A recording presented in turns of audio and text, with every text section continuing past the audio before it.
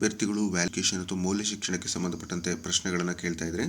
ಅದರಲ್ಲಿ ಎಸ್ಪೆಷಲಿ ಎಲ್ಲ ಒಂದು 6ರಿಂದ 10ನೇ ತರಗತಿವರೆಗೆ ಸಿಲೆಬಸ್ಸನ್ನು ಕವರ್ ಮಾಡಿಕೊಡಿ, ಟೆಕ್ಸ್ಟ್ ಬುಕ್ಗಳನ್ನು ತಿಳಿಸ್ಕೊಡಿ ಅಂತ ಕೇಳ್ತಾ ಇದ್ರಿ. ಆ ನಿಟ್ಟಿನಲ್ಲಿ ಈ 9ನೇ ತರಗತಿಯ ಮೌಲ್ಯ ಶಿಕ್ಷಣ ವ್ಯಾಲ್ಯೂ ಎಜುಕೇಷನ್ ಆ್ಯಕ್ಟಿವಿಟಿ ಪುಸ್ತಕದಿಂದ ಶಿಕ್ಷಕರ ನೇಮಕಾತಿಗೆ ಕೇಳಬಹುದಾದಂತಹ ಒಂದಷ್ಟು ಕಠಿಣ ಪ್ರಶ್ನೆಗಳು. ಕಠಿಣ ಅಂತ ಹೇಳಿದರೆ ಇದು ಆ್ಯಕ್ಚುಲಿ ಕಠಿಣ ಅಲ್ಲ, ಒಂದಷ್ಟು ಅಪ್ಲೈಡ್ ಕ್ವಶನ್ಸು, ಥಿಂಕಿಂಗ್ ಕ್ವಶನ್ಸು ಇರುವಂತಹ ಒಂದಷ್ಟು ಪ್ರಶ್ನೆಗಳನ್ನು ನಾನಿಲ್ಲಿ ತೊಗೊಂಬಂದಿದ್ದೀನಿ. ಇದು ವಿಡಿಯೋ ಪಾರ್ಟ್ 5 ಪ್ಲೇಲಿಸ್ಟನ್ನು ನಿಮಗೆ ಕೊಟ್ಟಿರ್ತೀನಿ. ಪ್ಲೇಲಿಸ್ಟು ಮತ್ತು ವಾಟ್ಸಪ್ ಗ್ರೂಪ್ ಲಿಂಕು ಮತ್ತು ಟೆಲಿಗ್ರಾಮ್ ಗ್ರೂಪ್ ಲಿಂಕನ್ನು ಕೊಟ್ಟಿರ್ತೀನಿ. ಸೊ ನೀವು ಬೇಕಾದವರಲ್ಲಿ ಸರ್ಚ್ ಮಾಡಿ ನೋಡಿದರೆ ಆ ಒಂದು ಗ್ರೂಪ್ಗಳಿಗೆ ಜಾಯ್ನ್ ಆಗ್ಬೋದು. ತುಂಬ ಜನ ಇದರ PDF ಅನ್ನು ಕೇಳ್ತಾ ಇದ್ರಿ. So try to giving you PDF. So PDF ಅನ್ನು ಕೊಡಲಿಕ್ಕೆ ನಾನು ಪ್ರಯತ್ನ ಮಾಡ್ತೀನಿ ಸ್ನೇಹಿತರೆ. ಸೊ ನಿಮಗೆ PDF ಏನು ನಾನು ಮಾಡಿರೋ ತರಗತಿಗಳು ಕೇವಲ ಮೌಲ್ಯ ಶಿಕ್ಷಣಕ್ಕಷ್ಟೇ PDF ಬೇಕು ಅಂತ ಹೇಳಿದರೆ ನನಗೆ ನನ್ನ ಒಂದು ಮೊಬೈಲ್ ನಂಬರ್ 8123441226ಗೆ ವಾಟ್ಸಪ್ ಮೂಲಕ ನನಗೆ ಕಳಿಸ್ಕೊಡಿ. ನನ್ನ ಸ್ನೇಹಿತರಿಗೆ ನಾನು ಫಾರ್ವರ್ಡ್ ಮಾಡ್ತೀನಿ. ಈ PDF ಅನ್ನು ನನಗೆ ಯಾರು ಮಾಡಿಕೊಡ್ತಾ ಇದ್ದಾರೆ ಅವರು ನಿಮಗೆ ಕಳಿಸುವಂಥ ಪ್ರಯತ್ನ ಮಾಡ್ತೀನಿ. ಓಕೆ, ಯಾಕೆಂದರೆ ನಾನು ಕ್ಲಾಸ್ ಮಾಡಿ PDFಗಳನ್ನು ಮಾಡಿಕೊಂಡು ಇದು ಮಾಡಲಿಕ್ಕಾಗಲ್ಲ. ಸೊ ಯಾಕೆಂದರೆ ನನಗೂ ಕ್ಲಾಸಸ್ ಮಾಡೋದು ಜೊತೆಗೆ ನನ್ನ ಸ್ಕೂಲ್ಗಳನ್ನು ನೋಡ್ಕೊಳ್ಳೋದು ಇದೆಲ್ಲನೂ ಕೆಲಸ ಇರುತ್ತಲ್ವ. ಸೊ ಟ್ರೈ ಮಾಡ್ತೀನಿ ಅದಕ್ಕೆ ಸಂಬಂಧಪಟ್ಟಂತೆ ನಿಮ್ಮ ಪರೀಕ್ಷಾ ಸಿದ್ಧತೆಗೆ ಅಂತ ಹೇಳ್ತಾ ಪ್ರಶ್ನೆಗಳನ್ನು ನೋಡ್ತಾ ಹೋಗೋಣ. ಸಾಕಷ್ಟು ಜನ ತುಂಬ ಒಳ್ಳೊಳ್ಳೆ ಉತ್ತರಗಳನ್ನು ಕೊಟ್ಟಿದ್ದೀರಿ. ತುಂಬ ಈ ಒಂದು ತರಗತಿಗಳನ್ನು ವಾಚ್ ಮಾಡ್ತಾ ಇದ್ದೀರಿ. ಇನ್ಯಾಕೆ ತಡ ಮಾಡೋದು, ಡೈರೆಕ್ಟಾಗಿ ಕ್ವಶನ್ಸ್ಗಳನ್ನು ಪ್ರಾರಂಭ ಮಾಡೋಣ. ಇದು 9ನೇ ತರಗತಿಯ ಮೌಲ್ಯ ಶಿಕ್ಷಣ ಪುಸ್ತಕದ ಒಂದು ಕ್ವಶನ್ಸ್. ಮೊದಲನೇ ಪ್ರಶ್ನೆ ಈ ರೀತಿ ಇದೆ. ದ ವ್ಯಾಲ್ಯೂಸ್ ಕಂಪಾಸ್ ಚಟುವಟಿಕೆಯ ಮೂಲ ಉದ್ದೇಶ ಯಾವುದು? ನೋಡಿ, ಮೈ ವ್ಯಾಲ್ಯೂಸ್ ಕಾಂಪಾಸ್ ಅಂತ ಇದೆ. ಸೊ ಈ ಚಟುವಟಿಕೆಯ ಮೂಲ ಉದ್ದೇಶ ಯಾವುದು? ಹೆಚ್ಚಿನ ಅಂಕ ಗಳಿಸುವ ತಂತ್ರ ಕಲಿಸುವುದು, ವ್ಯಕ್ತಿಯ ನಿರ್ಧಾರಗಳು ಮತ್ತು ನಂಬಿಕೆಗಳಿಗೆ ಮಾರ್ಗದರ್ಶನ ನೀಡುವಂತಹ ಮೌಲ್ಯಗಳನ್ನು ಗುರುತಿಸುವುದು, ಸ್ಪರ್ಧಾತ್ಮಕ ಮನೋಭಾವವನ್ನು ಬೆಳೆಸುವುದು, ಶಿಕ್ಷಕರ ನಿರ್ಧಾರವನ್ನು ಅನುಸರಿಸುವುದು. ಸೊ ಏನಾಗಂದರೆ ಸರಿಯಾದ ಉತ್ತರ ಏನಪ್ಪ ಅಂದರೆ ವ್ಯಕ್ತಿಯ ನಿರ್ಧಾರಗಳು ಮತ್ತು ನಂಬಿಕೆಗಳಿಗೆ ಮಾರ್ಗದರ್ಶನ ನೀಡುವಂತಹ ಮೌಲ್ಯಗಳನ್ನು ಗುರುತಿಸುವುದು. ಇದು ಸರಿಯಾದ ಉತ್ತರ. ಆ್ಯಕ್ಚುಲಿ ಈ ಆ್ಯಕ್ಟಿವಿಟಿ ಏನು ಹೇಳುತ್ತೆ ಅಂತಂದರೆ, ಪುಸ್ತಕದಲ್ಲಿ ಕಂಪಾಸ್ ಹೇಗೆ ದಾರಿ ತಪ್ಪಿದ ವ್ಯಕ್ತಿಗೆ ದಿಕ್ಕು ತೋರಿಸುತ್ತದೆಯೋ ಅದೇ ರೀತಿ ಮೌಲ್ಯಗಳು ವ್ಯಕ್ತಿಯನ್ನು ತನ್ನ ಅಥೆಂಟಿಕ್ ಸೆಲ್ಫ್ ಕಡೆಗೆ ಮಾರ್ಗದರ್ಶನವನ್ನು ಮಾಡ್ತವೆ ಅಂತಕ್ಕಂಥದ್ದನ್ನು ಇಲ್ಲಿ ವಿವರಣೆ ಹೇಳ್ತಾ ಇದೆ. ಅಂದರೆ ಈಗ ಒಬ್ಬ ವ್ಯಕ್ತಿ ವ್ಯಾಲ್ಯೂಸನ್ನು ಕಳ್ಕೊಂಡಿರ್ತಾನೆ, ಅಂದರೆ ಅವನು ಬೇರೆ ಬೇರೆ ಚಟುವಟಿಕೆಗಳನ್ನು ಮಾಡ್ತಾ ಇರ್ತಾನೆ ಅಥವಾ ಅವನಿಗೆ ಗೊತ್ತಿರೋದಿಲ್ಲ, ಅದನ್ನು ಮತ್ತೆ ಅವನಿಗೆ ದಿಕ್ಕು ತೋರಿಸುವಂಥ ಕೆಲಸ. ಈಗ ಕಾಂಪಾಸು ಈ ದಾರಿ ತಪ್ಪಿರೋರಿಗೆ ಯಾವ ದಿಕ್ಕಲ್ಲಿ ಹೋದರೆ ನಮಗೆ ನಮ್ಮ ಒಂದು ಡೆಸ್ಟಿನೇಷನ್ ಸಿಗುತ್ತೆ ಅಂತ ಮಾರ್ಗದರ್ಶನ ಕೊಟ್ಟಂಗೆ ಈ ಒಂದು ಕಂಪಾಸ್ ಅವರಿಗೆ ಯಾವ ಮಾರ್ಗದರ್ಶನ ಕೊಡುತ್ತೆ? ಮೌಲ್ಯಗಳ ಬಗ್ಗೆ ಮಾರ್ಗದರ್ಶನವನ್ನು ಕೊಡುತ್ತೆ ಸ್ನೇಹಿತರೆ. ಓಕೆ, ನೆಕ್ಸ್ಟ್, ಪರೀಕ್ಷೆಯಲ್ಲಿ ಶಿಕ್ಷಕರು ತಪ್ಪಾಗಿ ಹೆಚ್ಚುವರಿ ಅಂಕ ನೀಡಿರುವುದನ್ನು ವಿದ್ಯಾರ್ಥಿ ಗಮನಿಸಿದನು. ಅಂಕ ಕಡಿಮೆಯಾಗಬಹುದು ಎಂದು ತಿಳಿದಿದ್ದರೂ ಶಿಕ್ಷಕರಿಗೆ ತಿಳಿಸಿದನು. ಇದು ಮುಖ್ಯವಾಗಿ ಯಾವ ಮೌಲ್ಯವನ್ನು ಪ್ರತಿಬಿಂಬಿಸುತ್ತದೆ? ಒಬ್ಬ ವಿದ್ಯಾರ್ಥಿ ಹೇಳ್ತಾ ಇದ್ದಾನೆ, ಸರ್ ನನಗೆ ಮಾರ್ಕ್ಸ್ ಜಾಸ್ತಿ ಕೊಟ್ಬಿಟ್ಟಿದ್ದೀರಾ ಅಂತ. ಸೊ ಇದು ಏನನ್ನು ತೋರಿಸುತ್ತೆ ವಿದ್ಯಾರ್ಥಿಯಲ್ಲಿ? Empathy, creativity, honesty and integrity, diversity. ಮಗುವಿನಲ್ಲಿ ಇದು ಹಾನೆಸ್ಟಿ ಮತ್ತು ಇಂಟಿಗ್ರಿಟಿ, ಪ್ರಾಮಾಣಿಕತೆ ಮತ್ತು ಶಿಸ್ತು ಅಂತ ನಾವು ಹೇಳ್ತೀವಿ. ಆ ಒಂದು ಅಂಶವನ್ನು ನಾವಿಲ್ಲಿ ಗುರುತಿಸ್ಬೋದು. ಅಂದರೆ ಒಂದು ಪುಸ್ತಕದಲ್ಲಿ ರೋಹಿತ್ ಅಂತಕ್ಕಂಥ ಒಬ್ಬ ವಿದ್ಯಾರ್ಥಿಗೆ ಬಗ್ಗೆ ಉದಾಹರಣೆಯನ್ನು ಕೊಟ್ಟು ಶಿಕ್ಷಕರು ತಪ್ಪಾಗಿ ಹೆಚ್ಚುವರಿ ಅಂಕ ಬಂದಿದ್ದರೆ ಅದನ್ನು ಶಿಕ್ಷಕರಿಗೆ ತಿಳಿಸಿ ಪ್ರಾಮಾಣಿಕತೆ ಮತ್ತು ಇಂಟಿಗ್ರಿಟಿ ಬಗ್ಗೆ ಉದಾಹರಣೆಯನ್ನು ಇಲ್ಲಿ ನೋಡ್ಬೋದು. ಯಾವುದು? 9th standard value education text ಬುಕ್ನಲ್ಲಿ ಕೊಟ್ಟಿದ್ದಾರೆ. ನೆಕ್ಸ್ಟು, ವ್ಯಾಲ್ಯೂ ಸೆಂಟರ್ಡ್ ಕ್ಲಾಸ್ ರೂಮ್ನ ಅತ್ಯಂತ ಸೂಕ್ತ ಲಕ್ಷಣ ಯಾವುದು? ಇದು ಕೂಡ ಬಹಳಷ್ಟು ಬಾರಿ ಎಲ್ಲ ಪುಸ್ತಕಗಳಲ್ಲಿ ಕವರ್ ಆಗಿರುವಂಥದ್ದು. ಇದು ಸಿಲೆಬಸ್ಸಲ್ಲಿರುವಂಥ ಪಾಠ. ಇದು ಸಿಲೆಬಸ್ ಅಂದರೆ ಮಕ್ಕಳಿಗಿರುವಂಥ ಸಿಲೆಬಸ್. ಓಕೆ, ಸೊ ಮಕ್ಕಳಿಗಿದೆ ಅಂದರೆ ನಮಗೂ ಇದೆ ಅಂತ ಅಲ್ವಾ. ವ್ಯಾಲ್ಯೂ ಸೆಂಟರ್ಡ್ ಕ್ಲಾಸ್ ರೂಮ್ನ ಮುಖ್ಯ ಲಕ್ಷಣ ಕೇಳಿದ್ದಾರೆ. ಏನು ಅಂತಂದರೆ ನೋಡಿ, ಶಿಕ್ಷಕನ ಎಲ್ಲ ನಿರ್ಧಾರಗಳನ್ನು ತೆಗೆದುಕೊಳ್ಳುವುದು, ಎಲ್ಲ ವಿದ್ಯಾರ್ಥಿಗಳು ಸುರಕ್ಷಿತ, ಗೌರವಿತ, ಮೌಲ್ಯಯುತರೆಂದು ಅನುಭವಿಸುವಂಥ ವಾತಾವರಣ, ಕೇವಲ ಉತ್ತಮ ಅಂಕ ಗಳಿಸುವ ವಿದ್ಯಾರ್ಥಿಗಳಿಗೆ ಪ್ರೋತ್ಸಾಹ, ತಪ್ಪು ಮಾಡಿದ ವಿದ್ಯಾರ್ಥಿಗಳನ್ನು ಸಾರ್ವಜನಿಕವಾಗಿ ಶಿಕ್ಷಿಸುವುದು. No, this is not a good idea. ಅಂಕಗಳು ಮಾತ್ರ ಅಲ್ಲ, ಶಿಕ್ಷಕನೇ ನಿರ್ಧಾರ ತೆಗೆದುಕೊಳ್ಳೋದು ತಪ್ಪು. ಬದಲಾಗಿ ವಿದ್ಯಾರ್ಥಿಗಳು ಸುರಕ್ಷಿತ, ಗೌರವಯುತ, ಮೌಲ್ಯಯುತ ಅಂತಕ್ಕಂಥ ವಾತಾವರಣವನ್ನು ಕೊಡಬೇಕು. ಸೊ ಅದು ವ್ಯಾಲ್ಯೂ ಸೆಂಟರ್ಡ್ ಅಂತಕ್ಕಂತಹ ಒಂದು ಕೇಂದ್ರ ಇರ್ತಕ್ಕಂಥ ರೂಮ್ ಅಂತ ಹೇಳ್ತೀವಿ ನಾವು. ನೆಕ್ಸ್ಟ್ ಇದು ಕೂಡ ರಿಪೀಟೆಡ್ ಕೈಂಡ್ನೆಸ್ ಜಾರ್.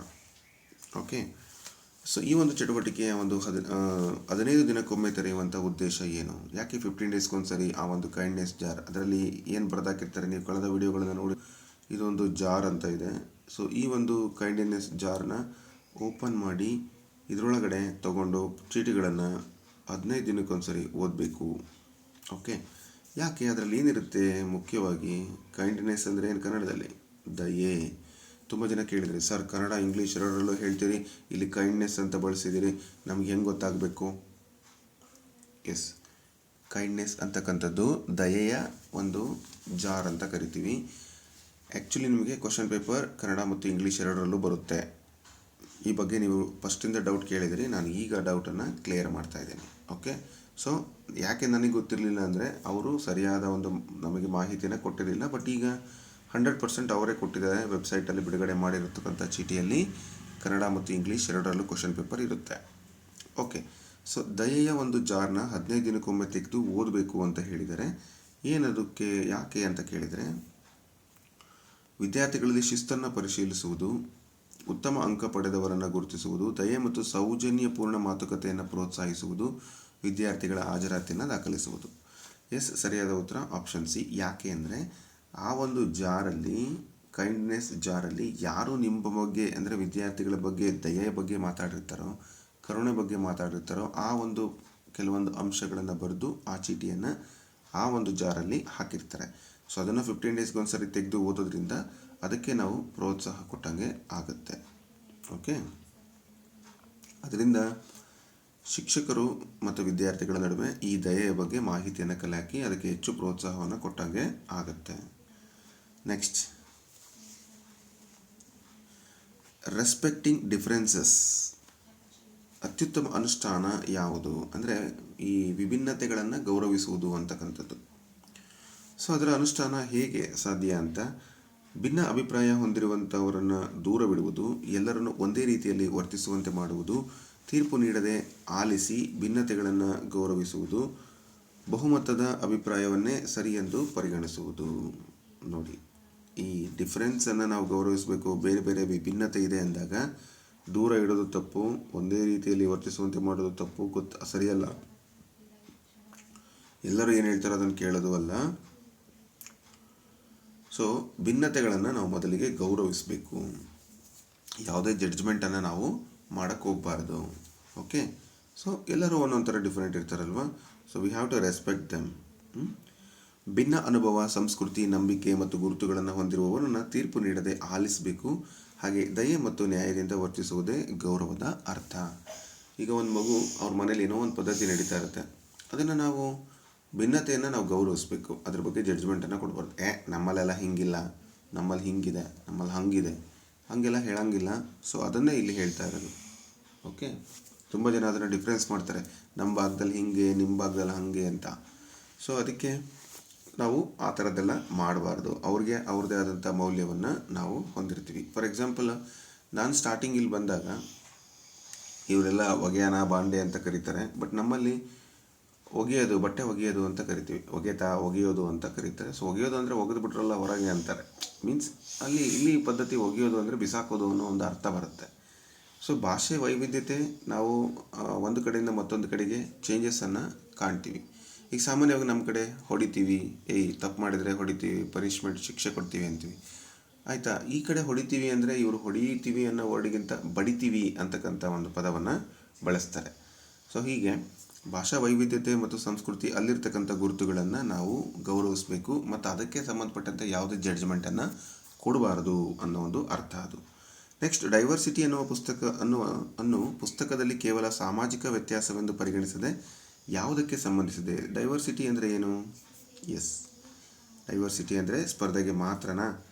ಪ್ರಕೃತಿಯಲ್ಲಿ ವೈವಿಧ್ಯತೆಗೂ ಬರುತ್ತೆ, ಅಥವಾ ಆರ್ಥಿಕ ಬೆಳವಣಿಗೆಗೆ ಮಾತ್ರ, ಭಾಷಾ ಕಲಿಕೆಗೆ ಮಾತ್ರ? ಸೊ ಇದು ಪ್ರಕೃತಿಯಲ್ಲಿನ ವೈವಿಧ್ಯತೆಗೂ ಕೂಡ ಡೈವರ್ಸಿಟಿ ಅಂತಕ್ಕಂಥದ್ದು ಇರುತ್ತೆ.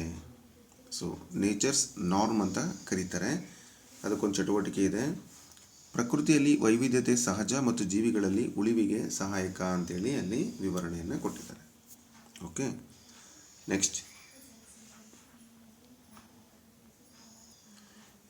ಪ್ರೋಸ್ಥೆಟಿಕ್ ಲೆಗ್ ಹೊಂದಿರುವಂತಹ ವಿದ್ಯಾರ್ಥಿಯನ್ನು ಆಟದಲ್ಲಿ ಸೇರಿಸದಿರುವುದು ಯಾವ ಮೌಲ್ಯದ ಉಲ್ಲಂಘನೆಗೆ ಅತ್ಯುತ್ತಮ ಉದಾಹರಣೆ? ಇಲ್ಲೊಬ್ಬ ವಿದ್ಯಾರ್ಥಿಯ ಕಾಲು ಸ್ವಲ್ಪ ಅವನಿಗೆ ನ್ಯೂನ್ಯತೆಯನ್ನು ಹೊಂದಿದೆ. ಅಂತಹ ವಿದ್ಯಾರ್ಥಿಯನ್ನು ಆಟದಲ್ಲಿ ತೆಗೆದುಕೊಳ್ತಾ ಇಲ್ಲ. ಹಾಗಾದರೆ ಯಾವ ಮೌಲ್ಯದ ಉಲ್ಲಂಘನೆ ಆಯಿತು ಅಂತಕ್ಕಂಥದ್ದು? ಇನ್ಕ್ಲೂಷನ್, ಕ್ರಿಯೇಟಿವಿಟಿ, ಪೇಷನ್ಸ್ ಮತ್ತು ಫೈನಾನ್ಷಿಯಲ್ ಲಿಟ್ರಸಿ. ನೋಡಿ, ಇಲ್ಲಿ ಸರಿಯಾದ ಉತ್ತರ ಯಾವುದಪ್ಪ ಅಂತಂದರೆ ಇನ್ಕ್ಲೂಷನ್, ಅಂದರೆ ಒಳಗೊಳ್ಳುವಿಕೆಯ ಶಿಕ್ಷಣ, ಒಳಗೊಳ್ಳುವಿಕೆ ಅಂತಕ್ಕಂಥದ್ದು ಅದರ ಒಂದು ಉಲ್ಲಂಘನೆ ಆಯಿತು.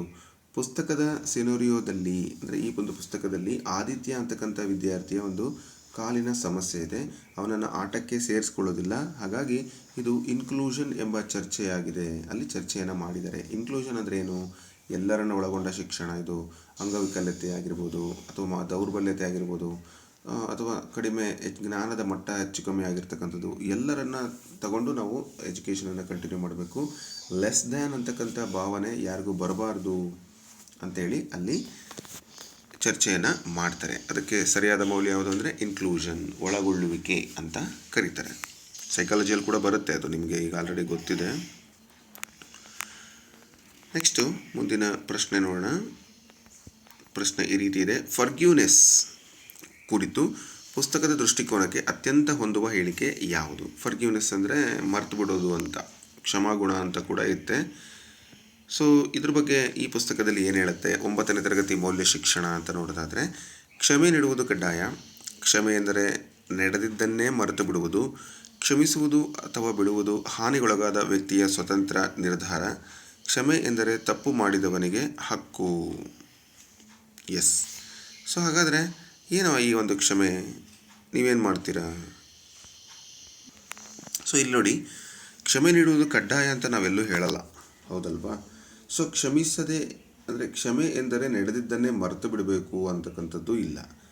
ಕ್ಷಮೆ ಎಂದರೆ ತಪ್ಪು ಮಾಡಿದವನಿಗೆ ಒಂದು ಹಕ್ಕನ್ನು ಕೊಡಬೇಕು ಅಂತಲೂ ಇಲ್ಲ. ಸೊ ಖಂಡಿತ ಇವ್ಯಾವೂ ಬರಲ್ಲ, ಅಲ್ಲಿ ಕಂಪಲ್ಸರಿನೂ ಇಲ್ಲ. ಅದು ಕ್ಷಮೆ ಅಂತಕ್ಕಂಥದ್ದು, ಕ್ಷಮಿಸುವುದು ಅಥವಾ ಬಿಡುವುದು, ಈ ಯಾರು ಆ ಒಂದು ಹಿಂಸೆಗೊಳಪಟ್ಟಿರ್ತಾರಲ್ಲ, ಹಾನಿಗೊಳಗಾದ ವ್ಯಕ್ತಿಯ ಸ್ವತಂತ್ರದ ನಿರ್ಧಾರ ಅದು. ಅವನಿಗೇನಾದರೂ ಕ್ಷಮಿಸ್ಬೇಕನ್ಸಿದ್ರೆ ಕ್ಷಮಿಸ್ಬೋದು, ಇಲ್ಲ ಅಂದರೆ ಬಿಡ್ಬೋದು. ಇದನ್ನು ಮೌಲ್ಯನೇ ಹೇಳ್ತದೆ. ಸೊ ಈ ಒಂದು ಚರ್ಚೆಯನ್ನು ನಾವು ಈ ಪುಸ್ತಕದ ಅಡಿಯಲ್ಲಿ ಆ್ಯಕ್ಟಿವಿಟಿಯಲ್ಲಿ 9ನೇ ತರಗತಿ ವಿದ್ಯಾರ್ಥಿಗಳಿಗೆ ಕೊಡ್ತೀವಿ. ಅಂದರೆ ಫರ್ಗ್ಯೂನೆಸ್ ಅಂತಕ್ಕಂಥದ್ದು ಹಾನಿಗೊಳಗಾದ ವ್ಯಕ್ತಿಯ ಸ್ವತಂತ್ರ ಕ್ರಿಯೆ ಅಂತ ಹೇಳಲಾಗುತ್ತೆ. ಅದು ಕ್ಷಮಾರ್ಪಣೆಯ ಮೇಲೆ ಮಾತ್ರ ಅವಲಂಬಿತ ಆಗಬೇಕು ಅಂತಕ್ಕಂಥದ್ದು ಇಲ್ಲ. ಓಕೆ, ಬಲವಂತಕ್ಕೇನಿಲ್ಲ, ಅವನಿಗೆ ಇಷ್ಟ ಅದು ಅಂತ ಹೇಳ್ತಾ ಇದ್ದಾರೆ. ನೆಕ್ಸ್ಟ್ ಪೇಷನ್ಸನ್ನು ಅಂದರೆ ತಾಳ್ಮೆ. ಪೇಷನ್ಸನ್ನು ಈ ಒಂದು 9ನೇ ತರಗತಿ ಪುಸ್ತಕದ ಪ್ರಕಾರ ಅತ್ಯುತ್ತಮವಾಗಿ ನೀಡುವುದು ಯಾವುದು?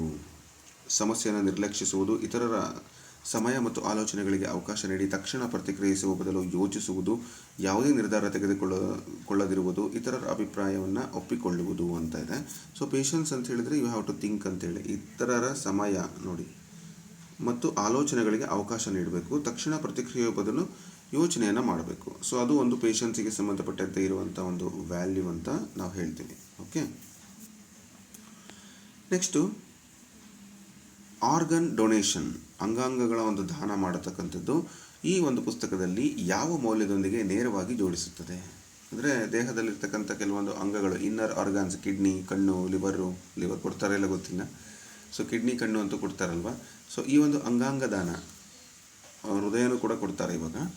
ಆ ಒಂದು ಅಂಗಾಂಗಗಳನ್ನು ದಾನ ಮಾಡುವಂಥದ್ದು ಯಾವ ಮೌಲ್ಯದೊಂದಿಗೆ ನೇರವಾಗಿ ಜೋಡಣೆಯಾಗಿದೆ ಅಂತ ಕೊಟ್ಟಿದ್ದಾರೆ? ಸ್ಪರ್ಧೆ, ಕಂಪ್ಯಾಷನ್, ಕ್ರಿಯೇಟಿವಿಟಿ, ಸೆಲ್ಫ್ ಕಂಟ್ರೋಲ್ ಅಂತ ಕೊಟ್ಟಿದ್ದಾರೆ. ಸೊ ಇದನ್ನು ನೀವು ಯಾವ ಮೌಲ್ಯ ಅಂತ ಹೇಳೋದಾದರೆ ಇಲ್ಲಿ ಕಂಪಲ್ಸರಿಯಾಗಿ ಅಂಗಾಂಗ ದಾನ ಅಂತಕ್ಕಂಥದ್ದು ಕಂಪ್ಯಾಷನ್ ಅಂತಕ್ಕಂಥದ್ದಕ್ಕೆ ಬರುತ್ತೆ. ಅಂದರೆ ಪ್ರತಿಬಿಂಬ ಅಂತ ನಾವು ಕರಿತೀವಿ, ಮಾನವೀಯತೆ ಮತ್ತು ಪ್ರತಿಬಿಂಬ.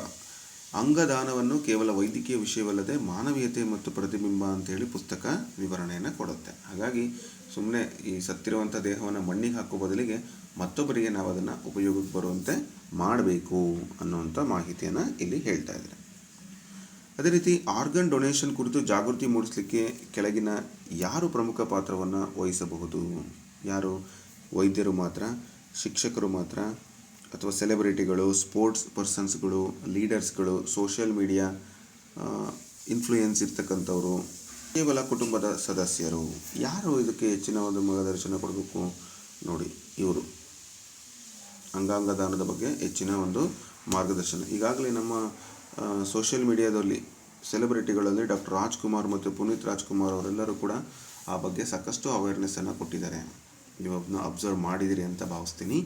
ಸೊ ನೀವು ಕೂಡ ಸಾಧ್ಯವಾದರೆ ಆ ಕೆಲಸವನ್ನು ಮಾಡಿ ಸ್ನೇಹಿತರೆ. ಓಕೆ, ಯಾಕೆಂದರೆ ನಮ್ಮ ಒಂದು ಕೆಲಸ ಮತ್ತೊಬ್ಬರಿಗೆ ಜೀವವನ್ನು ಕೊಡುತ್ತೆ. ಭಾಳ ಇಂಪಾರ್ಟೆಂಟಾಗಿ ಆ ಕೆಲಸವನ್ನು ನಾವು ಮಾಡ್ಬೋದು. ಎಸ್, ಸರಿಯಾದ ಉತ್ತರ ಬಂದು ಸೋಷಿಯಲ್ ಮೀಡಿಯಾ ಇನ್ಫ್ಲೂಯೆನ್ಸಸ್ಸು, ಸಾರ್ವಜನಿಕ ವ್ಯಕ್ತಿಗಳು ಜಾಗೃತಿಯನ್ನು ಮೂಡಿಸಲಿಕ್ಕೆ ಒಂದು ಪ್ರಮುಖ ಪಾತ್ರವನ್ನು ವಹಿಸ್ತಾರೆ ಅಂತಕ್ಕಂಥದ್ದು. ನೆಕ್ಸ್ಟು, ಜೆಂಡರ್ ಈಕ್ವಾಲಿಟಿ ಅಂದರೆ ಪುಸ್ತಕದ ಪ್ರಕಾರ ಇದೊಂದು ಸಮಾನತೆಗೆ ಸಂಬಂಧಪಟ್ಟಂತೆ ಹುಡುಗಿಯರು ಮಾತ್ರ ವಿಶೇಷ ಅವಕಾಶ, ಹುಡುಗರಿಗೆ ಮಾತ್ರ ಸಮಾನ ಹಕ್ಕು, ಹುಡುಗರು, ಹುಡುಗಿಯರು ಮತ್ತು ಇತರ ಜೆಂಡರ್ಗೆ ಸಮಾನ ಗೌರವ ಮತ್ತು ಹಕ್ಕು ನೀಡುವುದು. ಸೊ ಆಪ್ಷನ್ ಸಿ ಸರಿಯಾದ ಉತ್ತರ. ಇಂಥ ಪ್ರಶ್ನೆಗೆ ಜಾಸ್ತಿ ಚರ್ಚೆ ಮಾಡೋದು ಬೇಡ. Next, girls are two emotional, boys are strong ಎಂಬ ಸಾಮಾನ್ಯ ಹೇಳಿಕೆಗಳು ಮುಖ್ಯವಾಗಿ ಯಾವುದನ್ನು ಸೂಚಿಸುತ್ತದೆ? ಅಂದರೆ ಜೆಂಡರ್ಗೆ ಸಂಬಂಧಪಟ್ಟಂತೆ ಒಂದು ತಪ್ಪು ಮಾಹಿತಿಯನ್ನು ಸೂಚಿಸುತ್ತದೆ. ಸೊ ಹಾಗಾಗಿ ಇಲ್ಲಿ ಕೂಡ ಆಪ್ಷನ್ ಬಿ ಅಂತ ನಾವು ಹೇಳ್ಬೋದು. ಅಂದರೆ ಯಾವಾಗಲೂ ಇನ್ನೊಂದು ಕ್ವಶನ್ ಬಂದಿತ್ತು ಲಾಸ್ಟ್ ಕ್ವಶನ್ ಪೇಪರಲ್ಲಿ, ಏನು ಹೆಣ್ಮಕ್ಳು ಏನು ನಗೋದ್ರ ಬಗ್ಗೆ, ಗಂಡ್ಮಕ್ಳು ಹೆಣ್ಮಕ್ಳು ಥರ ಅಳಬಾರ್ದು, ಈ ಥರದ್ದೆಲ್ಲ ಒಂದು ಪ್ರಶ್ನೆ ಬಂದಿತ್ತು. ಆಮೇಲೆ ಕೆಲವು ಗಂಡ್ಮಕ್ಳು ಮಾತ್ರ ವೆಯ್ಟ್ ಲಿಫ್ಟಿಂಗ್ ಮಾಡಬೇಕು, ಹೆಣ್ಮಕ್ಳು ಮಾಡಬಾರ್ದು. ಇಂಥ ಕೆಲಸಗಳೆಲ್ಲ ಖಂಡಿತ ಅದು ಜೆಂಡರನ್ನು ನಿರ್ಧರಿಸಿ, ಅಂದರೆ ಲಿಂಗ ತಾರತಮ್ಯವನ್ನು ಮಾಡುವಂಥ ಹೇಳಿಕೆಗಳು ಅಂತ ಹೇಳುತ್ತೆ. ನೆಕ್ಸ್ಟ್, ಒಬ್ಬ ವಿದ್ಯಾರ್ಥಿ ವೈಯಕ್ತಿಕ ಬೌಂಡರಿ ಉಲ್ಲಂಘನೆಯಾದಾಗ ಪುಸ್ತಕದ ಪ್ರಕಾರ ಅತ್ಯಂತ ಸೂಕ್ತ ಪ್ರತಿಕ್ರಿಯೆ ಯಾವುದು? ಅಂದರೆ ಅವರ ಒಂದು ವೈಯಕ್ತಿಕ ಸಮಸ್ಯೆ, ವೈಯಕ್ತಿಕವಾಗಿ ಯಾರಾದರೂ ಅವರಿಗೆ ಸಮಸ್ಯೆಯನ್ನು ಮಾಡಿದಾಗ ಏನು ಮಾಡಬೇಕು ಅಂತ ಹೇಳುತ್ತೆ. ವೈಯಕ್ತಿಕ ಬೌಂಡ್ರಿ ಅಂದರೆ ನಿಮ್ಗೆ ಅರ್ಥ ಆಗ್ಬೋದು. ಅಂದರೆ ಅಬ್ಯೂಸ್ ಮಾಡಿದಾಗ, ಯಾರಾದರೂ ಅವರಿಗೆ ವೈಯಕ್ತಿಕವಾದ ಕಿರುಕುಳವನ್ನು ಕೊಟ್ಟಾಗ, ಕೆಟ್ಟ ದೃಷ್ಟಿಯಿಂದ ನೋಡಿದಾಗ, ಅಥವಾ ಬ್ಯಾಡ್ ಟಚ್ಚನ್ನು ಮಾಡಿದಾಗ. ಈಗ ನೋಡಿ, ವಿದ್ಯಾರ್ಥಿಗೆ ಬೆನ್ನು ತಟ್ಟೋದು ಗುಡ್ ಟಚ್ ಆದರೂ ಕೂಡ ಅದನ್ನು ನಿಧಾನವಾಗಿ ಸೌರಿ ತಟ್ಟೋದು ಬ್ಯಾಡ್ ಟಚ್. ಸೊ ಈ ರೀತಿ, ಅಥವಾ ಅವರ ಒಂದು ಪ್ರೈವೇಟ್ ಪಾರ್ಟ್ಗಳನ್ನು ಮುಟ್ಟುವಂಥದ್ದು ತಪ್ಪು. ಸೊ ಇದನ್ನೇ ಅಲ್ಲಿ ಬೌಂಡ್ರಿ ಅಂತ ಕೊಟ್ಟಿದ್ದಾರೆ ಅಷ್ಟೇ. ಮತ್ತು ಇಲ್ಲಿ ನೀವು ಕನ್ನಡ ಇಂಗ್ಲೀಷ್ ಅಂತೇಳಿ ಚರ್ಚೆ ಮಾಡಬೇಡ್ರಿ, ಅರ್ಥ ಮಾಡ್ಕೊಳ್ಳೋಕೆ ಪ್ರಯತ್ನ ಮಾಡಿರಿ. ಈಗೆಲ್ಲ ಏನಾಗಿದೆ ಅಂದರೆ, ಯಾವುದೇ ಒಬ್ಬ ಗಂಡು ಹೆಣ್ಣಿನ ಒಂದು ಮೇಲೆ ಈ ರೀತಿಯಾದಂತಹ ಒಂದು ವರ್ತನೆಗಳನ್ನು ಮಾಡಿದರೆ, ಮುಟ್ಟೋದು ಬಿಡ್ರಿ, ದೃಷ್ಟಿ ಭಾಳ ಹೊತ್ತಕ್ಕೆ ಕಣ್ಣು ದೃಷ್ಟಿ ಇಟ್ಟು ನೋಡೋದು ತಪ್ಪೆ. ಓಕೆ, ಆ ಥರನೂ ಹೇಳ್ತಾ ಇದೆ. ನೆಕ್ಸ್ಟು, ಅದೇನೇ ಹೆಣ್ಣು ಗಂಡಿನ ಮೇಲೆ ಆ ಥರದ ಒಂದು ದೃಷ್ಟಿಯಿಂದ ನೋಡುವಂಥದ್ದು. ಸ್ನೇಹಿತರಾಗಿರ್ಬೋದು, ಕೊಲೀಗ್ಸ್ ಆಗಿರ್ಬೋದು, ಅಥವಾ ವಿದ್ಯಾರ್ಥಿಗಳಾಗಿರ್ಬೋದು, ಯಾರೇ ಆಗಿರ್ಬೋದು, ಅಥವಾ ಪಾಲಕರಾಗಿರ್ಬೋದು, ಮತ್ತೊಂದು ಕಡೆ ಭಿನ್ನ ಲಿಂಗದವರೊಟ್ಟಿಗೆ ಈ ರೀತಿಯಾದ ವರ್ತನೆಗಳನ್ನು ಮಾಡುವಂಥದ್ದು ತಪ್ಪು, ಅದನ್ನು ಬೌಂಡ್ರಿ ಮೀರಿದ್ದು. ಅವಾಗ ಏನು ಮಾಡಬೇಕು ಅಂತ ಕೇಳಿದರೆ, ಸೊ ಇಲ್ಲಿ ಆನ್ಸರ್ ನೋಡಿ, ಮೌನವಾಗಿರಬೇಕು, ತನ್ನದೇ ತಪ್ಪು ಎಂದು ಭಾವಿಸುವುದು, ಸ್ಟಾಪ್, ಡೋಂಟ್ ಲೈಕ್ ದಿಸ್ ಎಂದು ಹೇಳಿ ಸೇಫ್ ಅಡಲ್ಟ್ಗೆ ತಿಳಿಸುವುದು, ಪ್ರತೀಕಾರ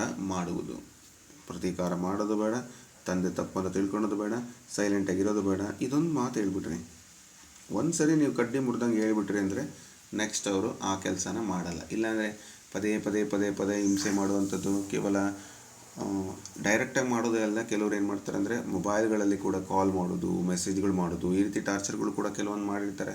ಎಷ್ಟೋ ಸರಿ ನಾನು ಅಬ್ಸರ್ವ್ ಮಾಡಿದ್ದೀನಿ. ಯಾಕೆ ಅಂದರೆ ನಾವೇ ಅವರಿಗೆ ಒಂಚೂರು ದಾರಿ ಮಾಡಿಕೊಟ್ಟ ಅಂಥ ಸಂದರ್ಭಗಳು ಅಂತ ಅವ್ರು ಅಂದ್ಕೊಂಡಿರ್ತಾರೆ. Okay, so stop, don't like this. ಒಂದು ಸರಿ ಏನಾದರೂ ಈ ಮಾತಾಡಿದರೆ ಅಂದರೆ ಅದು ಗಂಡಿರ್ಬೋದು ಹೆಣ್ಣಿರ್ಬೋದು, ಅದು ಕಂಟಿನ್ಯೂ ಆಗಲ್ಲ. ಇದ್ರ ಬಗ್ಗೆ ಚರ್ಚೆ ಈ ಒಂದು ಪುಸ್ತಕ ಮಾಡ್ತಾ ಇದೆ. ಅದರ ಬಗ್ಗೆ ನಾನು ಕೂಡ ಕಳೆದ ವಿಡಿಯೋಗಳೆಲ್ಲ ಹೇಳಿದ್ದೀನಿ. Go to the next question. Every one's boundaries can be different. Okay ಎಂಬ ಹೇಳಿಕೆ ಸರಿಯಾದ ಅರ್ಥ ಯಾವುದು? ಈ ಒಂದು ಹೇಳಿಕೆಗೆ ಏನು ಅರ್ಥ ಇದೆ ಅಂತ. ಪ್ರತಿಯೊಬ್ಬರು ಅವರವರೊಂದು ಗಡಿಯಲ್ಲಿ, ಅಂದರೆ ಅವರ ಒಂದು ಲಿಮಿಟ್ಸು ಬೇರೆ ಬೇರೆ ಇರುತ್ತೆ ಅಂತ. ವೈಯಕ್ತಿಕ ಗಡಿಗಳಿಗೆ ಯಾವುದೇ ಮಹತ್ವವಿಲ್ಲ. ಎಲ್ಲರಿಗೂ ಒಂದೇ ರೀತಿಯಲ್ಲಿ ಫಿಸಿಕಲ್ ಕಾಂಟ್ಯಾಕ್ಟ್ ಇಷ್ಟವಾಗಬೇಕು. ವ್ಯಕ್ತಿಯ ಕಂಫರ್ಟ್ ಆಧರಿಸಿ ಪರ್ಸನಲ್ ಬೌಂಡರೀಸ್ ಬದಲಾಗಬಹುದು. ಸ್ನೇಹಿತರ ನಡುವೆ ಬೌಂಡರೀಸ್ ಇರುವುದಿಲ್ಲ ಅಂತ ಇದೆ. ಸೊ ಇಲ್ಲಿ ಸರಿಯಾದ ಉತ್ತರ ಯಾವುದು ಅಂದರೆ, ಸೊ ಈ ಕಂಫರ್ಟ್ ಆಧರಿಸಿ ಪರ್ಸನಲ್ ಬೌಂಡರೀಸ್ಗಳು ಬದಲಾಗಬಹುದು. Okay, this is the right answer ಸ್ನೇಹಿತರೆ. ಅವರವರು ಅವರವ್ರ ಇಷ್ಟ ಆಗಿರ್ಬೋದು. ಅವರವ್ರಿಗೆ ಅಂದರೆ ಕೆಲವರಿಗೆ ಹ್ಯಾಂಡ್ ಶೇಕ್ ಮಾಡೋದು ಇಷ್ಟ ಆಗ್ಬೋದು, ಕೆಲವರಿಗೆ ಹಗ್ ಮಾಡೋದು ಇಷ್ಟ ಆಗ್ಬೋದು, ಮತ್ತೊಬ್ಬರಿಗೆ ಫಿಸಿಕಲ್ ಕಾಂಟ್ಯಾಕ್ಟ್ ಇಷ್ಟವಾಗಬಹುದು. ಈ ರೀತಿಯಾಗಿ ಒಬ್ಬೊಬ್ಬರು ಒಂದು ವೈಯಕ್ತಿಕವಾಗಿ ಅವರು ಇರ್ತಾರೆ ಅಂತಕ್ಕಂಥದ್ದು. ಕೆಲವರು ದೂರದಿಂದನೇ ಹಾಯ್ ಬಾಯ್ ಆ ಥರನೂ ಇರ್ತಾರೆ. ನೆಕ್ಸ್ಟ್, ಸ್ಟ್ರಾಟರ್ಜಿ ಸ್ವಿಚ್ ಚಟುವಟಿಕೆಯ ಮೂಲಕ ಕಾಗ್ನೇಟಿವ್ ಸ್ಕಿಲ್ ಯಾವುದು ಅಂತ ಕೇಳಿದ್ದಾರೆ. ಸೊ ಇಲ್ಲಿ ಸ್ಟ್ರಾಟರ್ಜಿ ಸ್ಟಿಚ್ ಮೂಲಕ ಕಾಗ್ನೇಟಿವ್ ಸ್ಕಿಲ್ ಯಾವುದು ಅಂತಂದರೆ, ಸಮಸ್ಯೆ ಬಂದಾಗ ತಕ್ಷಣ ನಿರ್ಧಾರ ತೆಗೆದುಕೊಳ್ಳುವುದು, ಸಮಸ್ಯೆಯನ್ನು ಗುರುತಿಸಿ ಕಾರಣ ವಿಶ್ಲೇಷಿಸಿ ಪರ್ಯಾಯ ತಂತ್ರಗಳನ್ನು ಪ್ರಯತ್ನಿಸುವುದು ಅಂತ ಇದೆ. ಸೊ ಮುಂದಿಂದಕ್ಕೆ ಹೋಗೋದೇ ಬೇಡ, ಆಪ್ಷನ್ ಬಿನೇ ಇದಕ್ಕೆ ಸರಿಯಾದ ಉತ್ತರ ಅಂತ. ವೈ, ಇಲ್ಲಿ ಈ ಒಂದು ಆಟದ ಪ್ರಮುಖ ಉದ್ದೇಶ ಏನಾಯಿತು, ಏನು ತಪ್ಪಾಯಿತು, ಹೆಂಗಾಯಿತು ಮತ್ತು ಯಾಕಾಯಿತು. ಸೊ ಇದನ್ನು ವಿಶ್ಲೇಷಿಸಿ ಪರಿಹಾರವನ್ನು ಯೋಚಿಸಿ ನಂತರ ಪ್ರಯತ್ನಗಳನ್ನು ಮಾಡಿ ಚಟುವಟಿಕೆ ಮೂಲಕ ಅದನ್ನು ಗುರುತಿಸ್ಕೋಬೇಕು. ಅಂದರೆ ನಮ್ಮ ಮನಸ್ಸಿನ ಒಂದು ಸಮಸ್ಯೆಯನ್ನು ಬಗೆಹರಿಸಲಿಕ್ಕೆ ಭಾಳ important. Not only educational value education, ನಿಮ್ಮ ಜೀವನದಲ್ಲೂ ಕೂಡ ಇದನ್ನು ನೀವು ಅಳವಡಿಸ್ಕೋಬೇಕು. ಇಷ್ಟು ದಿನ ನೀವು ಪರೀಕ್ಷೆಯಲ್ಲಿ ಫೇಲ್ ಆದ್ರಿ, ಯಾಕೆ, ಏನು ತಪ್ಪಾಯಿತು, ಏನು ರಾಂಗ್ ಆಯಿತು, ಮತ್ತು ಯಾವಾಗ ತಪ್ಪಾಯಿತು, ಯಾಕೆ ತಪ್ಪಾಯಿತು. So what, when, wrong, when and why. So ಈ ಒಂದು ಪ್ರಶ್ನೆಗಳನ್ನು ನಮಗೆ ನಾವೇ ಪ್ರಶ್ನಿಸಿಕೊಂಡಾಗ ಖಂಡಿತ ಉತ್ತರಗಳು ಸಿಗುತ್ತೆ. ಸೊ ನೆಕ್ಸ್ಟ್ ಕ್ವಶನ್ಗೆ ಹೋಗೋಣ. ಸ್ಟ್ರಾಟಜಿ ಸ್ವಿಚ್ನಲ್ಲಿ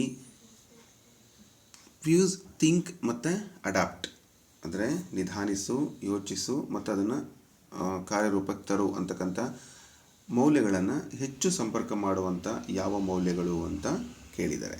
ಸೊ ಇಲ್ಲಿ ಥಿಂಕ್ ಮಾಡಿ ಮುಂದೆ ಹೋಗಬೇಕು ಅಂತಕ್ಕಂಥದ್ದನ್ನು ಯಾವ ಹೇಳ್ತಾ ಇದ್ದಾವೆ ಅಂದರೆ, ಎಸ್, ಸರಿಯಾದ ಉತ್ತರ ಏನಪ್ಪ ಅಂತಂದರೆ ಆಪ್ಷನ್ ಎ. ಅಲ್ಲಿ ಕ್ರಿಟಿಕಲ್ ಥಿಂಕಿಂಗ್ ಜೊತೆಗೆ ರೆಸಿಲೆನ್ಸಸ್ ಇದು ಕೂಡ ಬರಬೇಕು. ಅಂದರೆ ಯಾವಾಗಲೂ ಕೂಡ ಶಾಂತವಾಗಿ ಯೋಚಿಸಿ ನಾವು ಯಾವ ನಿರ್ಧಾರವನ್ನು ತೆಗೆದುಕೊಳ್ಳಬೇಕು ಅಂತಕ್ಕಂಥದ್ದನ್ನು ನಾವು ಅನಿರೀಕ್ಷಿತ ಸವಾಲಿನ ಸಂದರ್ಭದಲ್ಲಿ ಶಾಂತವಾಗಿ ಯೋಚಿಸಿ ಈ ನಿರ್ಧಾರವನ್ನು ತೆಗೆದುಕೊಳ್ಬೇಕು ಅಂತ ಹೇಳ್ತಿದ್ದಾರೆ. ನೀವು ಇಲ್ಲಿ ಕರೆಕ್ಟಾಗಿ ಯೋಚನೆ ಮಾಡ್ಬೋದು ಸ್ನೇಹಿತರೆ. ಯಾಕೆ ಅಂತಂದರೆ, ನಾನು ಯಾಕೆ ನಿಮಗೆ ಇದ್ರ ಬಗ್ಗೆ ಜಾಸ್ತಿ ಈ ಆಪ್ಷನ್ಸ್ಗಳ ಬಗ್ಗೆ ಹೇಳಿಲ್ಲ ಅಂತಂದರೆ, ಸಿಂಪಲ್ಲು ನೀವಿಲ್ಲಿ ಅರ್ಥ ಮಾಡ್ಕೊತೀರಿ.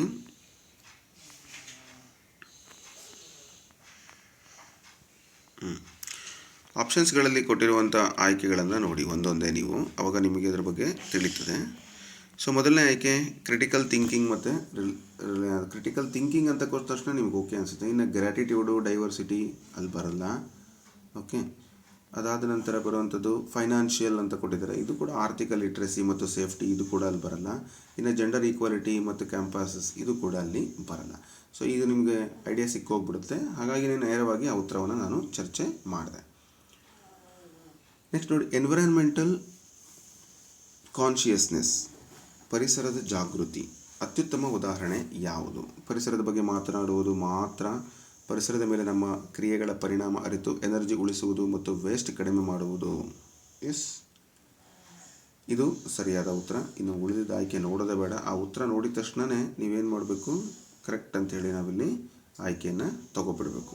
ಇನ್ನು ಉಳಿದಂಥ ಪ್ರಶ್ನೆಗಳನ್ನು ನೀವು ನೋಡಿ, ನೆಗೆಟಿವ್ ಇದ್ದಾವೆ, ಅವು ಬೇಡ ಅಂತಕ್ಕಂಥದ್ದನ್ನು ನೀವು ಅಬ್ಸರ್ವ್ ಮಾಡಿ.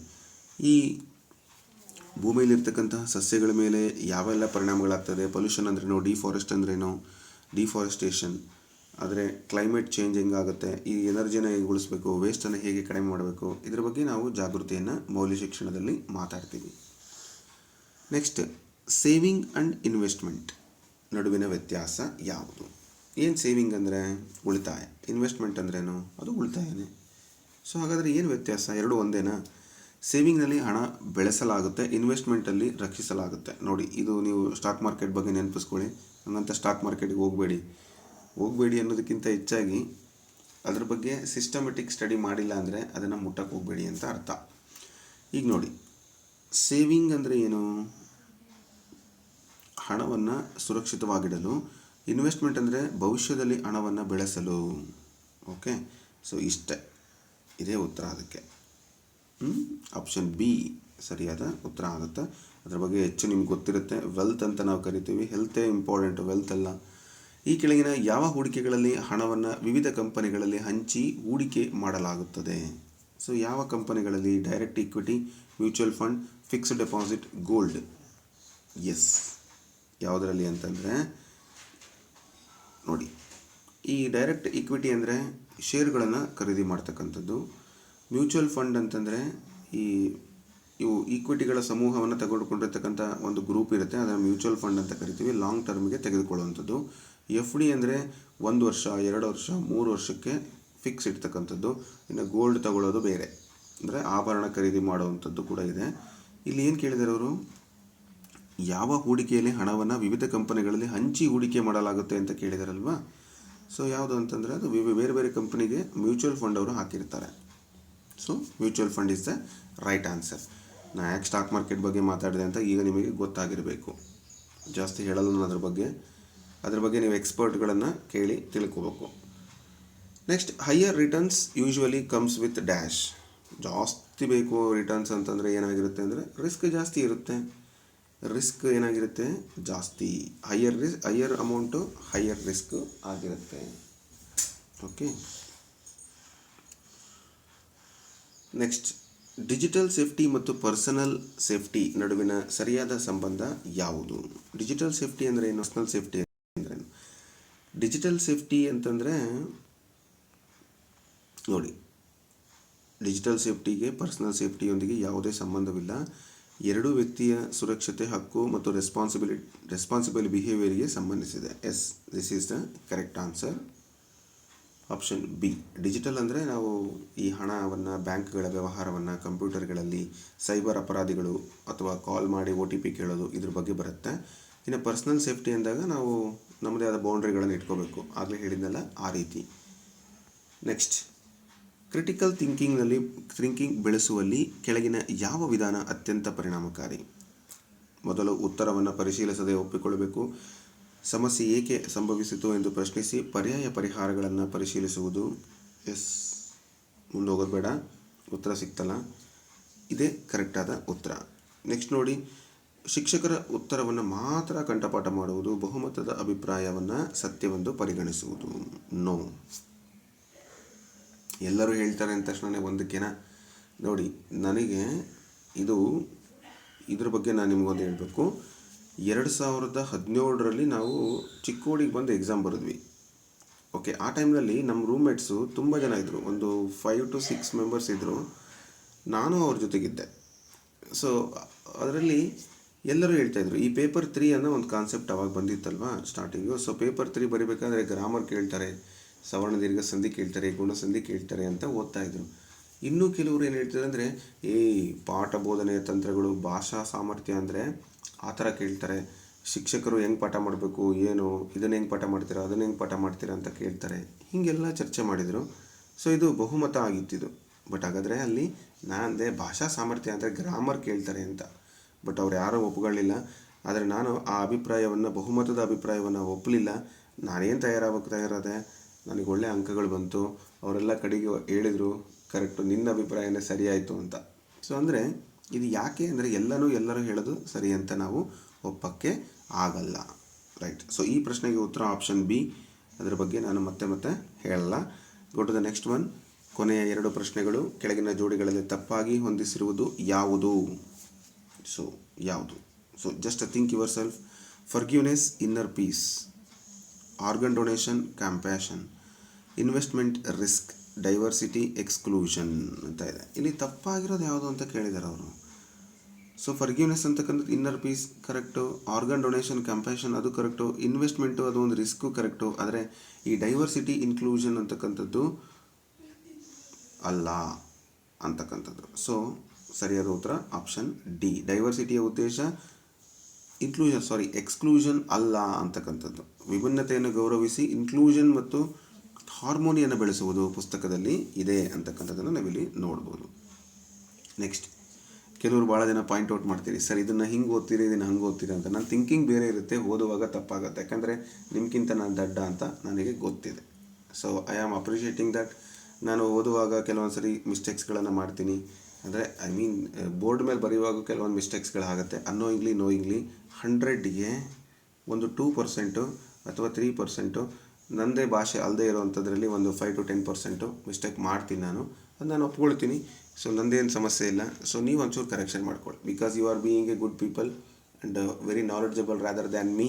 So you have to clarify it, right? Yes, thank you for those comments. ನನಗೆ ಯಾರು ಆ ಥರ ಕೊಟ್ಟಿದ್ದೀರಿ, ನಾನು ಓದಿಲ್ಲ ಅಂತ ತಿಳ್ಕೊಬೇಡ್ರಿ, ನಾನು ಅದನ್ನು ಡಿಲೀಟ್ ಮಾಡ್ತೀನಿ ಅಂತಲೂ ತಿಳ್ಕೊಬೇಡ್ರಿ. I am agree with that. ಯಾಕಂದರೆ ನನಗೆ ಗೊತ್ತಿದೆ ನನ್ನ ಸಾಮರ್ಥ್ಯ ಏನು ಅಂತ. Yes, go to the next one. ಇನ್ನೊಂದು ಏನಂದರೆ, ಇದನ್ನು ನಾನು ತರಗತಿ ರೆಕಾರ್ಡ್ ಮಾಡುವ ಸಂದರ್ಭದಲ್ಲಿ ನನ್ನ ಮನಸ್ಥಿತಿ ಅಥವಾ ನಾನು ಅದನ್ನು ಪ್ರಿಪೇರ್ ಆಗದೇ ಇರೋದು ಕೂಡ ಪ್ರಮುಖ ಕಾರಣ ಆಗುತ್ತೆ. We have to agree with that. So ಶಿಕ್ಷಕರ ನೇಮಕಾತಿ ಪರೀಕ್ಷೆ ದೃಷ್ಟಿಯಿಂದ ಈ ಒಂದು ಪುಸ್ತಕದಲ್ಲಿ ಅತ್ಯಂತ ಸಮಗ್ರ ಉದ್ದೇಶವನ್ನು, ಅಂದರೆ ವ್ಯಾಲ್ಯೂ ಎಜುಕೇಷನ್ನ ಅತ್ಯಂತ ಸಮಗ್ರ ಉದ್ದೇಶವನ್ನು ಯಾವ ಆಯ್ಕೆ ಉತ್ತಮವಾಗಿ ಪ್ರತಿನಿಧಿಸುತ್ತದೆ? Yes, that is the question for you. ಈ ಒಂದು ಪ್ರಶ್ನೆಗೆ ಉತ್ತರವನ್ನು ಮಾಡಿ. ಹಾಗೆ PDF ಬೇಕು ಅಂತಕ್ಕಂಥವ್ರು ನನಗೆ ಕೇಳಿ, ನಾನು ಕೊಡ್ತೀನಿ ಅಂತ 100% ಹೇಳಲ್ಲ, ಬಟ್ ಟ್ರೈ ಮಾಡ್ತೀನಿ. 8123441226. ಸದ್ಯಕ್ಕೆ ಈ ಮೊಬೈಲ್ ನಿಮಗೆ ಕನೆಕ್ಟ್ ಆಗಲ್ಲ, ಬಟ್ ವಾಟ್ಸಪ್ನಲ್ಲಿ ಮೆಸೇಜ್ ಬರುತ್ತೆ. ಓಕೆ, ಈ ನಂಬರ್ಗೆ ಕಾಂಟ್ಯಾಕ್ಟ್ ಮಾಡಿ ಈ ಒಂದು ಕ್ವಶನ್ಗೆ ಆನ್ಸರನ್ನು ಮಾಡೋದಕ್ಕೆ ಪ್ರಯತ್ನ ಮಾಡಿ. ಹಿಂದಿನ ವಿಡಿಯೋಗಳ ಲಿಂಕನ್ನು ಡಿಸ್ಕ್ರಿಪ್ಷನಲ್ಲಿ ಕೊಟ್ಟಿರ್ತೀನಿ, ಪ್ಲೇಲಿಸ್ಟ್ ನೋಡಿ ಅಂತ ಹೇಳ್ತಾ ಮುಂದಿನ ವಿಡಿಯೋದಲ್ಲಿ ಮತ್ತೆ ಭೇಟಿ ಆಗ್ತೀನಿ. 10th ಮೌಲ್ಯ ಶಿಕ್ಷಣಕ್ಕೆ ತಗೊಂಡು ಬರ್ತೀನಿ. ಮತ್ತು ಬೇರೆ ಬೇರೆ ಕಂಟೆಂಟ್ ನಿಮಗೆ ಮ್ಯಾಥ್ಸ್, ಸೈನ್ಸ್ ಅಥವಾ ಇನ್ಯಾವುದೇ ಸಬ್ಜೆಕ್ಟ್ ಬೇಕು ಅಂದರೆ ಕಮೆಂಟ್ ಮೂಲಕ ನನಗೆ ತಿಳಿಸ್ಕೊಡಿ. ಧನ್ಯವಾದಗಳು.